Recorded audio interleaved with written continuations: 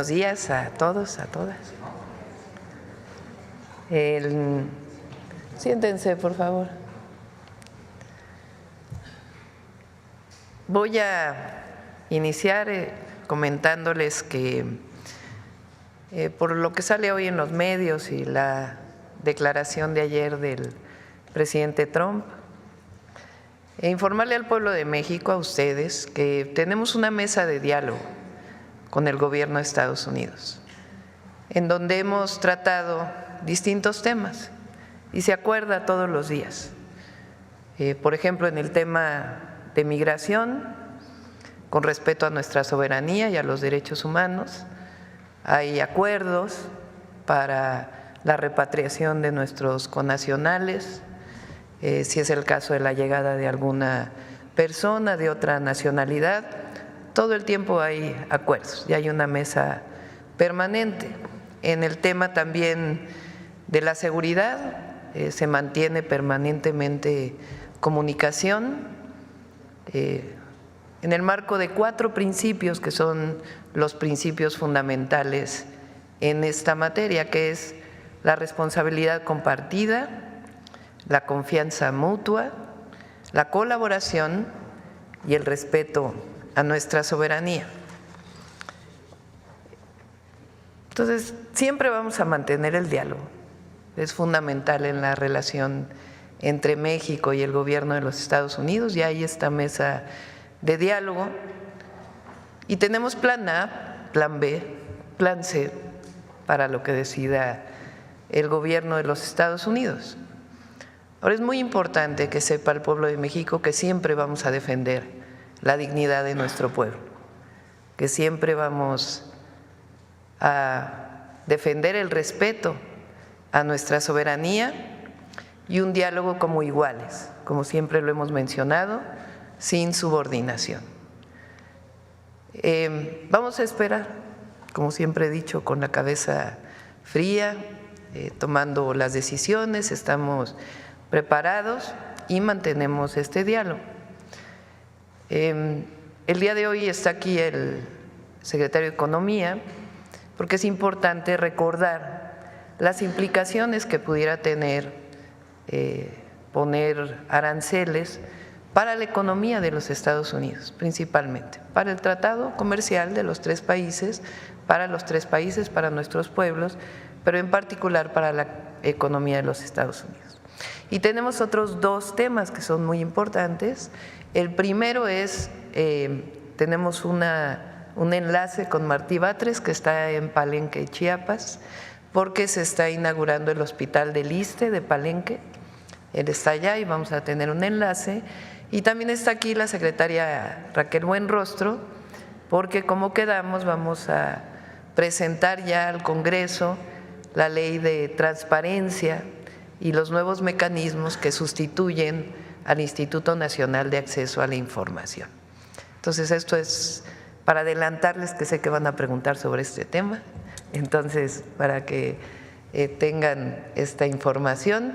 Si quieren, hacemos el enlace, después le pediría al secretario Marcelo Ebrard y después a la secretaria Buenrostro, y después con gusto contestamos sus preguntas. Adelante, Martí. ¿Cómo está, presidenta de México, doctora Claudia Sheinbaum Pardo? Muy buenos días. Buenos días, Martí. Buenos días, nos encontramos en la clínica Hospital del ISSSTE en Palenque, Chiapas, para informarle a usted sobre este arranque de todo el funcionamiento del nuevo equipamiento en el hospital. Estamos precisamente aquí en la sala de hemodinamia, que ya está funcionando toda nacionalizada, con sus insumos, con su equipamiento, y ya tuvo, por cierto, un primer cateterismo que resultó muy exitoso. Está la sala de partos, el quirófano, el área de cuidados intensivos y todo lo que se refiere a las autoclaves, que son estos aparatos donde se esteriliza todo el material que se utiliza en las operaciones. Hay un conjunto de aparatos de lo de imagenología.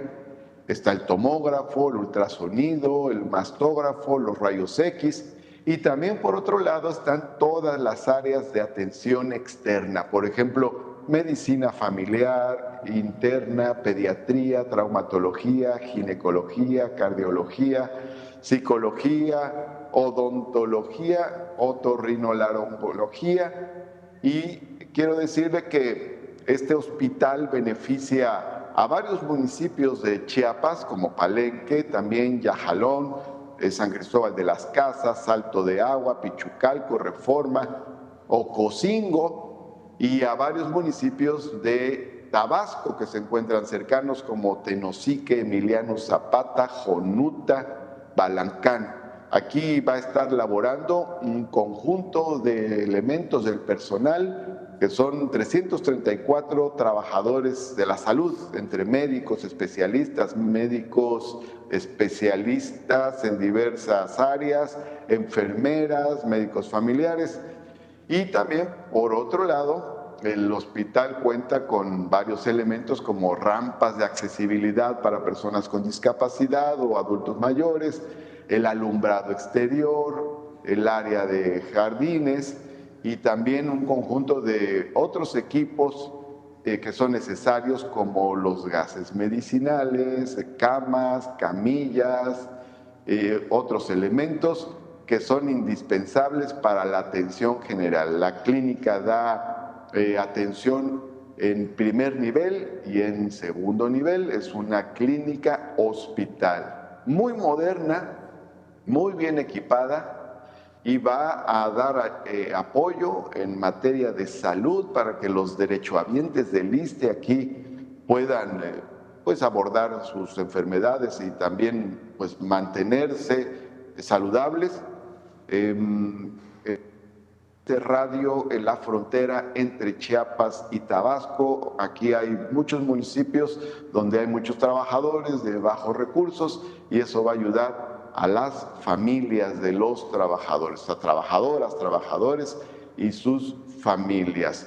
Esto va a ser muy importante, con un impacto muy positivo en la salud de la gente, en la salud de las familias. Nos da mucho gusto comentarles, por instrucciones de usted hemos estado aquí en la supervisión. Esta es una cuarta ocasión en que visitamos la clínica hospital para ver cada detalle del equipamiento, de los equipos y del funcionamiento interno de la clínica hospital, y obviamente seguiremos trabajando para que se siga dando toda la supervisión necesaria para el trabajo que tiene que hacer día a día esta clínica hospital del ISSSTE. Forma parte del proceso de transformación que se está dando en el ISSSTE, con el apoyo decidido que usted le está dando al ISSSTE para mejorar su infraestructura y apoyar al personal que atiende a la derechohabiencia.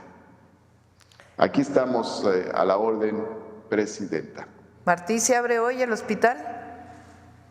Sí, ya hay un conjunto de áreas para que hoy estén funcionando y hemos tenido contacto aquí con la gente desde el día de ayer para que pueda acudir a las consultas y además puede atenderse en temas más delicados.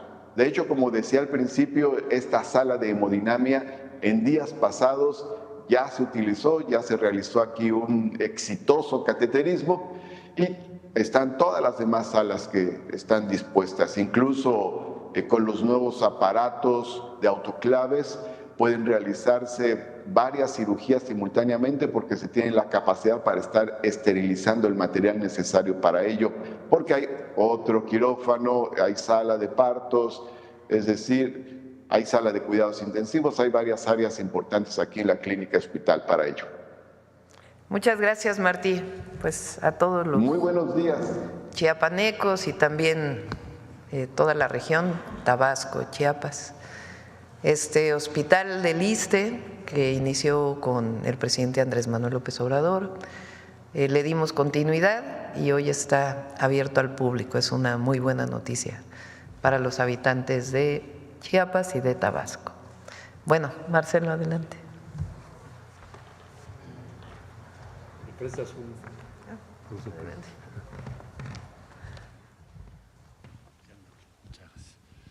su permiso, señora presidenta. Muy buenos días. En alguna ocasión anterior les había yo presentado cuál es el impacto que tendrían las tarifas en general en el comercio entre México y Estados Unidos, y les había yo explicado, compartido, que la principal afectación es a empresas de Estados Unidos. En aquella ocasión hablaba yo de Ford, Stellantis, General Motors. El principal exportador de México a Estados Unidos es General Motors. Ahora les quiero compartir qué es el efecto que suponemos tendría en las familias en Estados Unidos, en el consumidor final. Entonces, la siguiente, por favor. Entonces, si se llegara a imponer este arancel de 25%, hay que tomar en cuenta, además de lo que ya les dije, que México es el principal exportador de productos finales como autos, computadoras, televisores y refrigeradores. Tomé solamente algunos, son los principales, para no hacer una lista exhaustiva. Los consumidores estadounidenses se verían afectados, en primer lugar, porque los precios van a ser más altos, es decir, les van a subir el precio 25% de todos esos productos. Segundo, porque va a haber menor disponibilidad de productos, porque en la medida que tú le pones un impuesto de 25% a un producto, evidentemente la compra se contrae. Y finalmente, puede haber problemas en las cadenas de suministro, porque las tarifas tan altas tienen un impacto expansivo. O sea, no es solo en el corto plazo, sino que cada vez van creando un daño mayor. O sea, a veces se dan procesos de destrucción de valor en las economías. La que sigue, por favor. Bueno, entonces, nosotros somos el principal proveedor de automóviles y autopartes. Entonces, aquí van a afectar a 12 millones de familias norteamericanas que de un día a otro tienen que pagar 25% más. La que sigue, por favor. En el caso de las computadoras, son 40 millones. O sea, ¿quién compra lo que nosotros fabricamos y exportamos? 40 millones de familias estadounidenses. No sé si ustedes tenían ese dato, pero pues les van a subir el 25% de sus computadoras y todos los componentes. Sí, el impacto en valor son un poquito más de 7,000 millones de dólares para estas 40 millones de familias que tendrán que pagarlo allá en Estados Unidos. La que sigue, por favor. Somos el segundo exportador mundial de pantallas y, por supuesto, el principal para los Estados Unidos. Somos el número 1. Todo lo que son televisoras, todo lo que son pantallas para computación, laptops, etcétera. Esto afectaría a 32 millones de familias aproximadamente en Estados Unidos, que tendrían que pagar más de 2,000 millones de dólares por el 25%. La que sigue, por favor. Refrigeradores. 1 de cada 3 refrigeradores que hoy se venden en Estados Unidos se hace en México. Entonces aquí cuando menos 5 millones de familias estadounidenses estarían afectadas por esta medida, les van a subir 25% el precio de sus refrigeradores. Esto representa un desembolso adicional para esas familias de casi 1,000 millones de dólares de un día para el otro. La que sigue, por favor.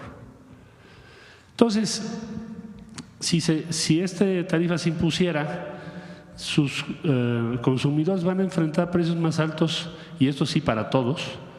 Supermercados, todo lo que es frutas, verduras, carne y cerveza.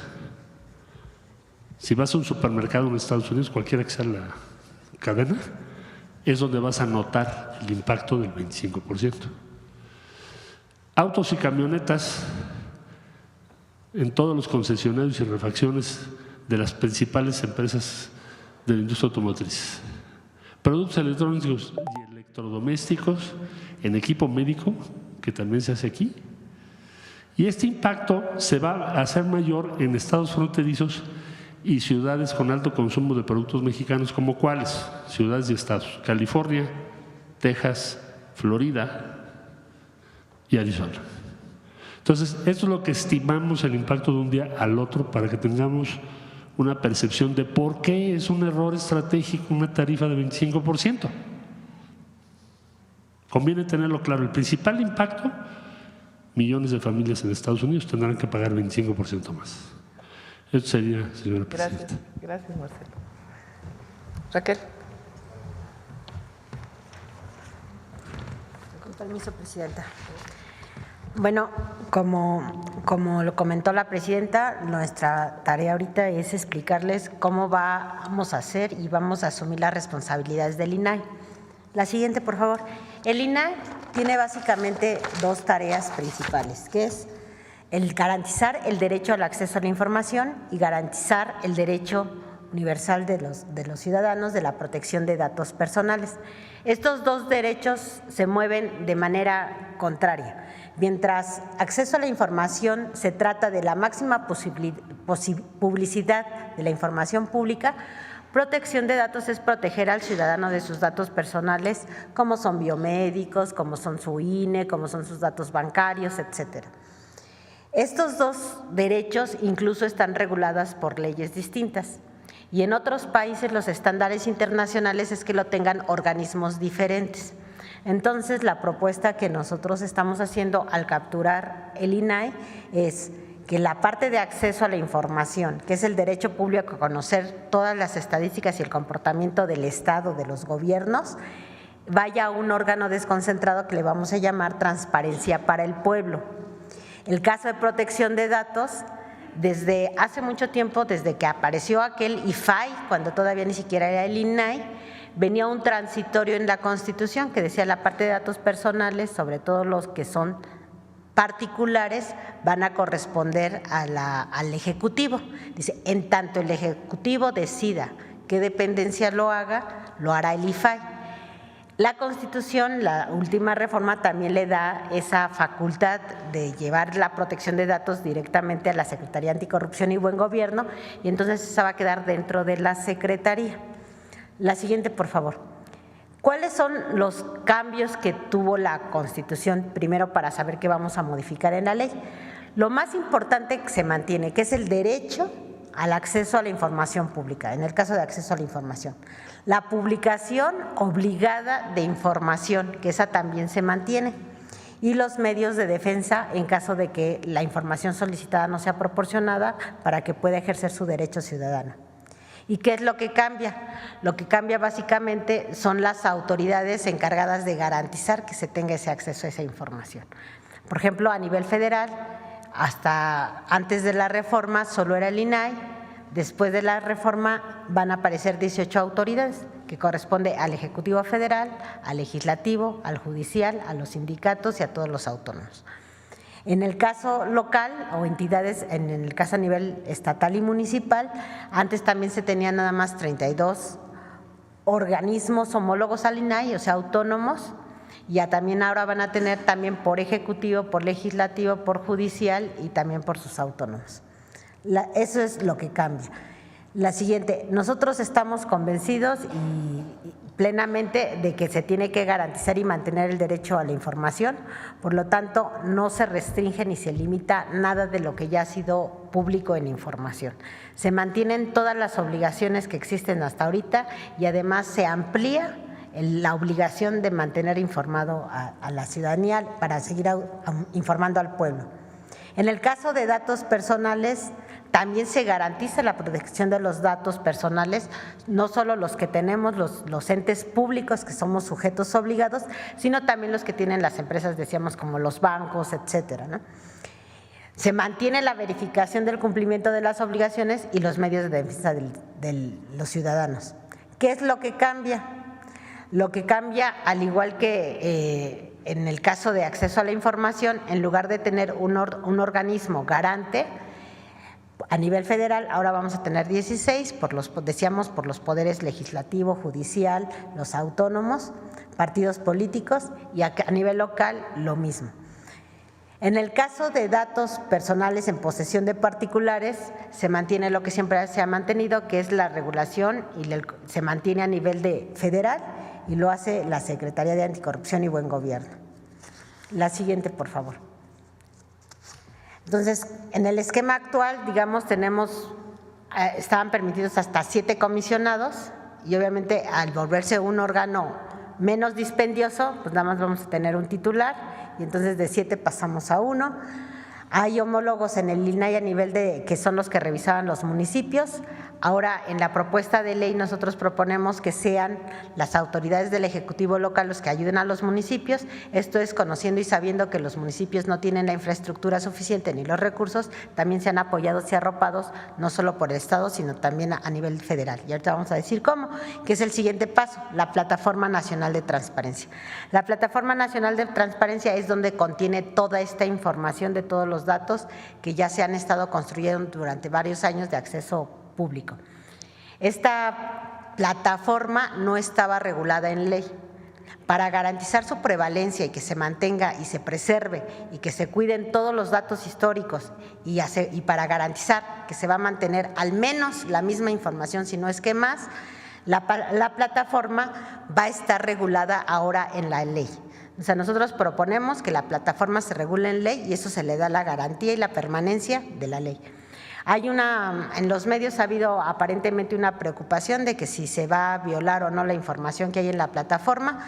Nosotros ya estamos en pláticas con los comisionados del INAI y lo que acordamos es que en el caso de la plataforma, cuando nos la entreguen, le vamos a poner un validador criptográfico. ¿Y qué es eso? Es como la huella digital de la base de datos. Es decir, si en algún momento alguien pudiera pensar que se violó la información, se puede hacer una auditoría forense tecnológica para ver si estaba o no estaba desde origen. Entonces, con eso garantizamos que no se pierda nada de la información, que toda la información se mantenga y además que la plataforma continúe porque va a venir en ley. La siguiente, por favor. En el esquema actual, decíamos, el particular puede impugnar las resoluciones del INAI, es decir, si alguien no le da acceso a la información, va al INAI y le dice, oye, yo necesito que esta persona cumpla con su obligación de proporcionar información. En el nuevo esquema, pues como ya no está el INAI, la parte local se va a resolver a nivel local, la parte federal a nivel federal, y en el caso de los recursos federales, en una armonía con el artículo 134 constitucional, toda la información que esté relacionada con recursos federales puede ser atraída o atendida a nivel federal por la Secretaría Anticorrupción y Buen Gobierno. Anteriormente también cuando se iban a la última instancia, digamos, el juicio de amparo se resolvía por jueces administrativos. La nueva ley propone que los juicios de amparo se resuelvan con jueces especializados. ¿Esto qué quiere decir? Muchos de los juicios o de los amparos que se llevaban a cabo cuando se iban a la última instancia con el Poder Judicial, el juez resolvía, pero en términos de procedimiento y no resolvía el fondo. ¿Esto qué quiere decir? Se pedían a lo mejor una información, supongamos que el ciudadano tenía derecho a esa información, en lugar del juez de resolver sobre si tenía derecho o no la información, resolvía sobre si el procedimiento se había hecho bien o mal y reponían el procedimiento en lugar de obligar a entregar la información. Entonces eso es lo que cambia y nos vamos a…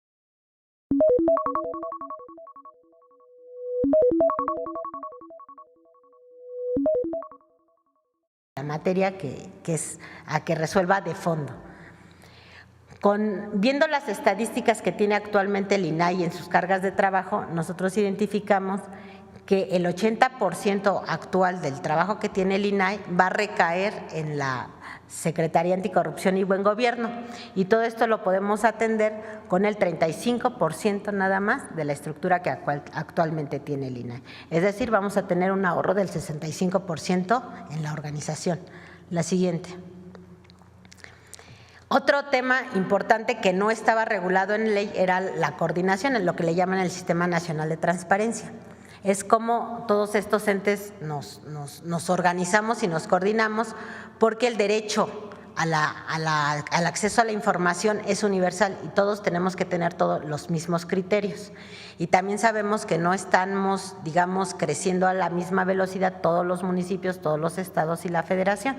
Entonces, con el ánimo de que también permee toda la política de manera generalizada a los municipios, a los estados y a nivel de gobierno federal y que resulte menos costoso también para municipios y para estados y que se pueda garantizar la información, pues lo que nosotros estamos proponiendo es que en la ley también se incorpore cómo puede funcionar el Sistema Nacional de Transparencia para obligar a una coordinación y obligar a una coadyuvancia de la federación también hacia estados y municipios. Y actualmente, que está regulado en lineamientos internos del INAI, el Sistema Nacional tiene 36 integrantes y se está proponiendo mantener la coordinación. Como es un poco más amplio, van a ser ahora 40, pero además vamos a agregar los sistemas, porque también en las entidades federativas, pues en lugar de haber uno va a haber más. Entonces vamos a tener subsistemas por entidad federativa, donde cada subsistema va a estar presidido por el Ejecutivo local. Este Sistema Nacional de Transparencia lo que hará es establecer la política general en la materia para que sea acorde a todos los niveles y poderes de gobierno, y se va a coordinar con todas las autoridades que son las responsables de garantizar el acceso a la información. La siguiente, por favor. ¿Esto en qué se traduce? ¿En qué cambios legales se traduce? Bueno, como antes había una ley general para el INAI y una ley federal para el Ejecutivo, para la Secretaría Anticorrupción y Buen Gobierno, esas dos ya no son necesarias, nada más se requiere una, y entonces se abroga la Ley Federal de Transparencia y Acceso a la Información Pública y prevalece como una nueva ley por los cambios constitucionales, la Ley General de Transparencia y Acceso a la Información Pública, la Ley Federal de Protección de Datos Personales en posesión de sujetos obligados, que son la información que tenemos nosotros como entidades públicas, la Ley Federal de Protección de Datos Personales en posesión de particulares, llámese bancos, y la Ley Orgánica de la Administración Pública. Esos son los cambios que nosotros estamos proponiendo para poder asumir los cambios de la reciente reforma constitucional. Es cuento, señora presidenta. Muy bien. Como ven, se amplía la transparencia, se protegen los datos personales y todo esto se hace incluso con mucho menos presupuesto, con el 35% del presupuesto que tenía el INAI. Entonces, se está enviando el día de hoy estas leyes para su consideración en el Senado de la República y después en la Cámara de Diputados. Esa es parte de la reforma constitucional de la desaparición del INAI como tal en la Constitución, manteniendo y fortaleciendo la transparencia y la seguridad de los datos personales. Bueno, ahora sí vamos a las preguntas, si les parece.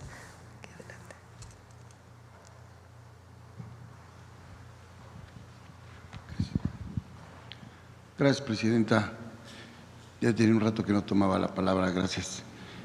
Sobre el tema, tenemos todos estos días, quizá desde diciembre, con este anuncio de Donald Trump de los aranceles y el tema migrante, que en mi opinión lo que se veía como en algunos medios como debilidades, hoy resulta que son las fortalezas de la política exterior mexicana, de cómo enfrentar ese tema. En Voces del Periodista le hemos dado seguimiento al tema desde hace rato con nuestros corresponsales en Argentina, en España y el mismo Rafael Barajas, que ha estado como invitado y colaborador del programa. La pregunta es, ¿cuál es la medida, la métrica o la forma de evaluación cuando dice Donald Trump, queremos que se frene el fentanilo? En cuanto a toneladas, en cuanto al decomiso de armas, en cuanto a la detención de delincuentes y el periodo que él está estableciendo, porque pareciera que hay la propuesta es muy vaga, incluso ambigua en ese sentido, ¿no? Y si bien aquí hay un estudio de prevención de cuánto afectará en términos económicos, no termina por ser precisa este requisito que está imponiendo Donald Trump. A ver, él ha hablado, y ayer lo comenta en su declaración frente a una pregunta de un reportero, que en particular a Estados Unidos le interesan dos temas. Sí. El tema de la migración, en la relación México-Estados Unidos, y el tema de evitar que llegue fentanilo a los Estados Unidos.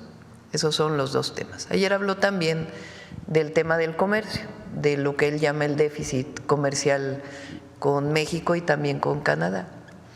Entonces, ¿qué hemos hecho nosotros? Porque esto es muy importante. Desde el primer momento que llegó el presidente Donald Trump a la Casa Blanca, establecimos una comunicación. De hecho, había comunicación previa, pero ya la formalidad, evidentemente, pues a partir de que él llega a la Casa Blanca. Se da incluso una llamada, es la primera llamada que hace el secretario de Estado con el canciller de la Fuente. Y a partir de ahí se establece un diálogo, una comunicación permanente, principalmente para el tema de migración. Nosotros, siempre en la defensa de los derechos humanos, de nuestros connacionales en Estados Unidos y de la soberanía nacional, establecimos acuerdos de colaboración, que es muy importante. Y van avanzando van avanzando de manera permanente. Ayer todavía hubo comunicación, hoy hay comunicación, hay una relación permanente de CBP con migración, en la que también participa Relaciones Exteriores, y no hay, digamos, nada que objetar en esa relación y en esa coordinación que hemos estado teniendo. Eso es en primer lugar, porque es importante que se conozca. En el tema de seguridad, también hay coordinación, colaboración permanente con el gobierno de los Estados Unidos y en la idea pues de fortalecer esta relación con 4 principios. El principio, porque son principios incluso que están marcados en las leyes para las Fuerzas Armadas, que son el de la responsabilidad compartida, el de la confianza mutua, el de la colaboración y el respeto a la soberanía. Nosotros hemos planteado, como ustedes saben, pues no solamente el tema de que no solo es un asunto de que el fentanilo no llegue a Estados Unidos a través de la frontera con México, sino nosotros no queremos que el fentanilo llegue a ningún joven o a ninguna persona, porque es una droga que, como todos sabemos, tiene pues muchísima adicción y tiene impactos muy graves. Estados Unidos tiene un problema pues muy relevante relacionado con las adicciones al fentanilo. Entonces hay colaboración, hay coordinación, hay un diálogo permanente. Y en el caso del comercio, en realidad, desde nuestra perspectiva, y lo hemos manifestado así, pues no se puede ver como un déficit comercial. Primero porque muchas de las empresas que exportan de México a Estados Unidos son de capital estadounidense. Lo mencionó aquí el secretario de Economía, pues las principales exportadoras son las automotrices estadounidenses, entre otras también de microprocesadores, de semiconductores que exportan a los Estados Unidos, no solamente, pero es muy importante las empresas de capital estadounidense, pero además lo que hemos dicho permanentemente, y lo sabe el gobierno de Estados Unidos, es un gran tratado, el tratado comercial entre México, Estados Unidos y Canadá.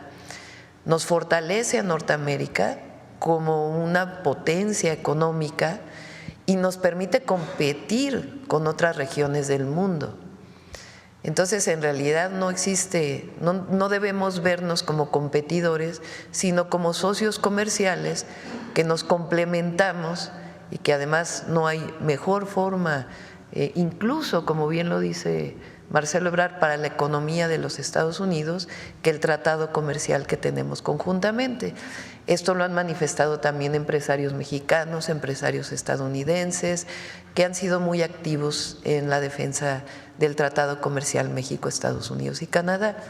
Hasta ahora lo único que está escrito, como lo he mencionado, en algún decreto del presidente Trump, pues es que el tratado comercial se mantiene.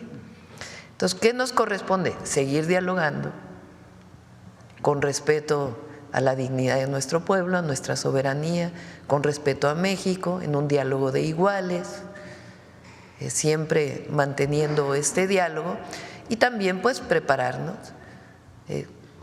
en la posibilidad de que pudiera llegar a haber estos aranceles. Y estamos preparados desde hace meses. Es algo que venimos trabajando conjuntamente en el gabinete económico, que hemos hablado con empresarios mexicanos. Entonces, pero que queremos nosotros que prevalezca el diálogo con respeto y se ha mantenido. Entonces, por eso es importante que todos sepan que está este diálogo que se mantiene en los distintos temas y que lo que buscamos es que continúe este diálogo. Nuestro calendario cívico refrenda